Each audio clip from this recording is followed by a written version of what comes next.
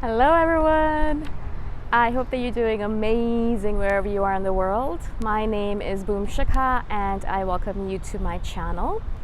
As always, I'm so grateful that you're listening, subscribing and commenting. I really appreciate the support.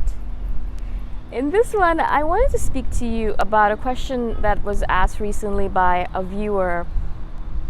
And it said something like,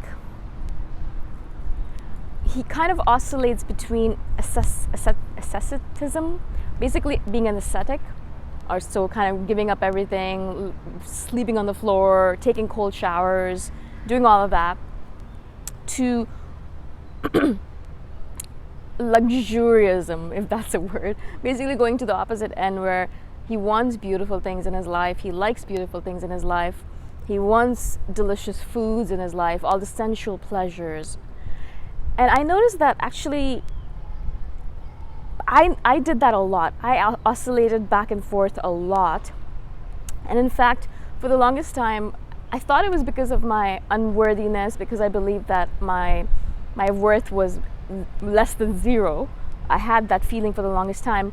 I thought that I didn't deserve anything nice. And that meant no hot water, I wasn't allowed to take public transport even. I had to walk everywhere, even if it was cold and snowy and there was inches and inches of snow. I really still wouldn't allow myself to take the bus. I would walk. I wouldn't allow myself to drink enough water because I was like, why do I deserve to drink water? There are other people who deserve it more. I wouldn't allow myself to eat enough food. I would skip meals because I thought that was, if I skipped one meal, maybe there was more food for someone else to eat, which is obviously not logical, but that's what I thought. And I wouldn't allow myself to buy new shoes even though there was holes in my shoes, and I'd be walking around with ice or snow in them because the hole would let the snow or ice in. And I wouldn't buy boots for myself, winter boots, because I thought that I didn't deserve it. Same thing with clothes. I'd walk around with clothes that are holes in them or bags with holes in them. I wouldn't cut my hair. I wouldn't, I wouldn't do anything really. I don't know what I did in my life, basically. I just sat and read a lot and kind of meditated a lot, but I was like, no, I'm giving up all of the luxuries of life. I don't deserve it. And then I started saying, oh, but it's because I'm being spiritual, right? So instead of saying I don't deserve it, I moved to spiritualism as an excuse not to allow myself all this stuff, right? And so little by little, I kind of became a little bit more worthy in my own opinion. So I kind of built my self-love, I built my self-worth, my self-esteem, and I was like, all right, I actually am worthy. And I also realized that spirituality is not exclusive with luxurism. Like you can't, it doesn't mean that because you have nice things in your life that you're not spiritual. God doesn't look at it like that. I don't think God discriminates like that. It's basically, if you're a good person or not, right? And if you do good things. And so little by little, I started kind of reconciling myself with all of these ideas and started moving away from extreme asceticism. I can't even say the word. Extreme minimalism. And I started moving towards kind of, hopefully, a little bit of a balance, right? I think that's where I am right now because I do allow myself beautiful things. Occasionally, I'll look at something, I'll be like, oh, this is so pretty, I want it. And I'll be like, all right, cool. I haven't bought something in a while, and I really think this is such a beautiful piece of thing, and I'll be using it for a long time, and I think it'll give me a lot of pleasure. And so I will buy things nowadays, even if it means that I'm carrying an extra little thing around with me around the world, right? But I do notice as an INFJ, or as an individual in general who's spiritual, I notice a lot of spiritual people kind of going into that extreme end where they just can't buy themselves nice things. They can't do nice things for themselves. They can't be nice to themselves. In general, they believe that either it might be a worth thing or it might be a spiritual thing. But either way, it's like they are at that end of the spectrum where they just are not allowed to have nice things. And even if someone gives them a nice thing, they won't use it. It's like all those people who leave all those beautiful plates and cutlery only for special occasions and never end up using it because they never have a special occasion that's special enough to use it, right? And so, use it all, right? Like, what special occasion are you waiting for? What if that special occasion never comes? Wear those shoes, wear that dress, wear that outfit that you've been storing for a special occasion. Put on those cutleries on the table where, like, you've never used them before. Do all that stuff that you don't, because the time might never come. You have to do it now, right? You don't know when you will be dead. And so use it now. But the main idea that I was kind of trying to share here is that maybe you are on one end of the spectrum. You're like, I'm an extreme minimalist. I am an extreme ascetic. I'm going to give up everything. I'm going to let go of everything. I'm not going to hold on to anything luxurious. Or you could be on the other end and be like, all right, I just give up. I don't want to be a minimalist anymore. I'm going to buy everything. I'm going to hoard. I'm going to take everything that I can. I'm going to buy beautiful things. I'm going to hold on to them. I'm going to be attached to them. I'm going to be surrounded by them, right? Now, I'm not saying one end is better than the other. Of course, there isn't. Obviously, balance is always the key. But I do notice that a lot of us kind of tend to spring from one end to another, or swing from one end to another. Because what happens is that we go into the ascetic phase and we're like, we get tired of it. You're like, no, I want nice foods. I'm sick and tired of being so cruel to myself. And then so we kind of go to the other extreme where we start eating truffle oil with everything, or, things like that. We kind of go to that extreme. And then we get tired of that and we're like, oh my God, look at the world. How dare I take this when the world is so poor and there's so many people who are dying of hunger.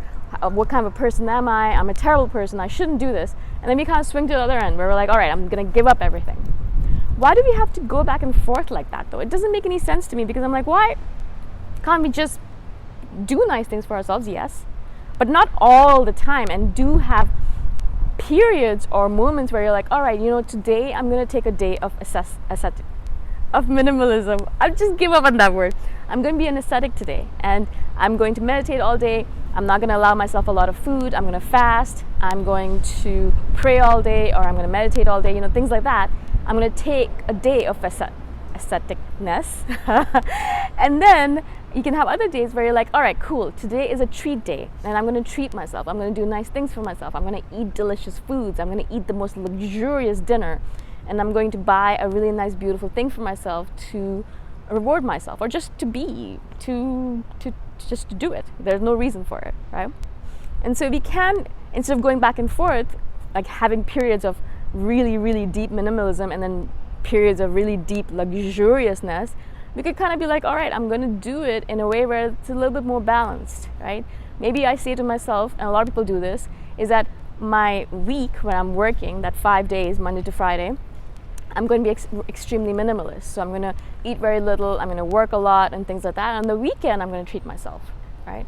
And so we can do it that way, but I don't think the idea of swinging back and forth because you believe that you're unworthy, or moving from one end to another because you're tired of being a minimalist and you're like, all right, I give up, I don't want to do this anymore, or I'm tired of buying all these things, I'm going to become a minimalist, kind of going back and forth. I don't think that makes any sense, because it has no consciousness behind it. You kind of just do it willy-nilly. You're just thinking, all right, yeah, today I'm going to do this, and tomorrow I'm going to do this. But if you bring a little bit more consciousness to it, if you bring a little bit more lucidity to it, and you decide, okay, this is how I'm going to play it, this is how I'm going to live my life, I want to bring more minimalism into it, but I also want to bring more luxurious things into it. How am I going to do it? What's the best way for me to do it, so that I'm not too harsh on myself, I'm not too cruel to myself, because why do that? Because you have only one life, really. But also, I'm not too crazy and going overboard and buying all these things that are unnecessary and then throwing them out because I don't use them. I don't need to go to that other extreme either. None of us do. We can stay in the middle. We can be a little bit balanced if we want to, or if we need to or desire to. It is possible. But you just need to be a little bit more conscious, a little bit more lucid about it, a little bit more aware of how we want to play it. So I hope this makes sense to you. I know it's a little bit of an abstract topic, and you're probably thinking, well, it doesn't apply to me. If it doesn't apply to you, then just ignore it, obviously. But if it does, then maybe think about how you'd like to set up your life so it's not completely crazy overboard on either end. If you have some suggestions for how you do it and you like it and it works really well for you, or if you want to give us some advice or tips on things that would help us, let us know, because I'm always looking to learn from all of you. So if you have ways that work really well for you or ways that haven't worked well for you, then let us know as well. Again, thank you for the question. I really appreciate when you all send me delicious questions like this. It makes my mind wander, and I love it so much. It's my favorite thing to do in the world. So keep them coming. And again, if you have other questions, comment below and I shall do a follow-up video. I'm not an expert, as I said, on all these things, but I do just want to share my thoughts and feelings on these things. Hopefully it's helpful. If it's not, just ignore it. Thank you again, and I shall see you in the next one. Bye for now.